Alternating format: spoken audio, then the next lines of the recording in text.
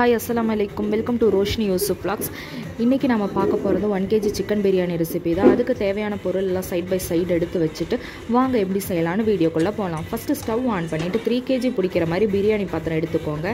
தென் பாத்திரம் நல்லா சூடானதும் 200 ml ஆயில், 1/2 kg பெரிய வெங்காயம் நீல வாக்கில் கட் பண்ணி சேர்த்துக்கோங்க.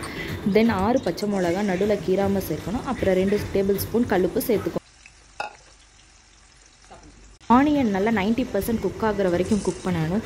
அதுக்குள்ளே பார்த்தீங்கன்னா என் பையன், அம்மா நீங்கள் சமைக்கிறது ஒழுங்காக தெரியலன்னு சொல்லிட்டு மடியில் வந்து உட்காந்துக்கிட்டான். அவனுக்கு குக் பண்ணுறதை பார்க்குறதுக்கு ரொம்ப பிடிக்கும். எப்பயுமே இப்படி தான் பண்ணிட்டு இருப்பான். நல்லா ஒரு 5 minutes குக் பண்ண அப்புறமா ஆனியன் நல்லா 90% குக் ஆகி வந்திருக்கும். நீங்கள் பார்த்தீங்கன்னா உங்களுக்கே தெரியும். ரொம்ப கோல்டன் ப்ரௌன் ஆகிடக்கூடாது, மசாலா கிடைக்காம போயிடும். ஜிஞ்சர் 100 grams, garlic 100 grams சேர்த்து அரைச்சி வச்சுருக்கிறதுலேருந்து 170 grams ஜிஞ்சர் garlic பேஸ்ட் எடுத்திருக்கேன். 4 teaspoon ஹோம்மேட் கரம் மசாலா எடுத்திருக்கேன். 1 tablespoon சில்லி பவுடர் எடுத்திருக்கேன். பச்சை மிளகா சேர்த்து இருக்கிறதுனால நீங்கள் காரத்துக்கு ஏற்ற மாதிரி சில்லி பவுடர் சேர்த்துக்கங்க. நான் இந்த அளவுக்கு தான் காரம் சேர்ப்பேன், எங்களுக்கு கரெக்டாக இருக்கும். எதுக்கு நம்ம மசாலா பவுடர் இப்போவே ஆட் பண்ணுறோம்னா கலர் நல்லா கொடுக்கும், அதனால தான் நம்ம ஆட் பண்ணுறோம். தென் ஆனியன் நல்லா சாட்டே பண்ணும்போதே 1 kg ரைஸ் மெஷர் பண்ணி 2 time வாஷ் பண்ணி ஊற வச்சுட்டேன். பிகாஸ் சிக்கன் குக் ஆகிறக்குள்ளே ரைஸ் ஊறிடும். ரைஸ் 1/2 hour soak ஆனாலே போதும். நல்லா மசாலா குக் ஆகி நல்ல கலர் வந்துடுச்சு. இப்போ 450 grams tomato, 100 ml curd add பண்ணி நல்லா வணக்குங்க.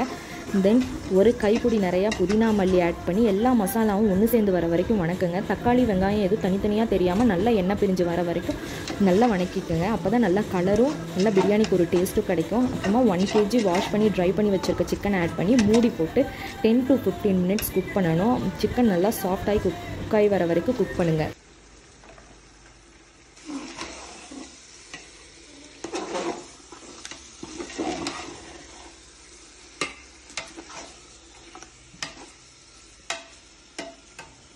சிக்கன் நல்லா குக் ஆகிடுச்சு. தென் எதில் ரைஸ் மெஷர் பண்ணோமோ அதில் 2 cup வாட்டர் ஆட் பண்ணி நல்லா பாயில் ஆக விடுங்க. நல்லா பாயில் ஆன அப்புறமா நம்ம ரைஸ் போட்டுக்கலாம். தென் ஊற வச்ச அரிசி எல்லாத்தையுமே நல்லா ஸ்ட்ரெயின் பண்ணிவிட்டு, தண்ணி கொஞ்சம் கூட இல்லாமல் ஸ்ட்ரெயின் பண்ணிக்கோங்க. ஸ்ட்ரெயின் பண்ணிவிட்டு நல்லா பரவலாக போட்டு விடுங்க.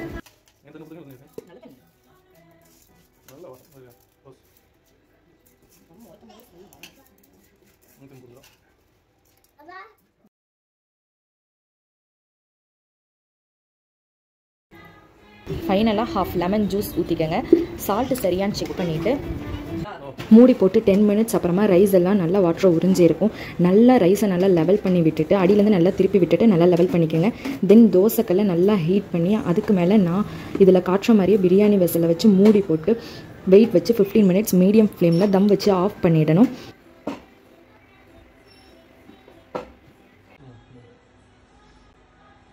ஸ்டவ் ஆஃப் பண்ணதுக்கப்புறமா ஒரு 50 ml கீயை பரவலாக ஊற்றி மறுபடியும் ஒரு 10 minutes மூடி போட்டு வெயிட் போட்டு அப்படியே ஓரமாக வச்சிடுங்க.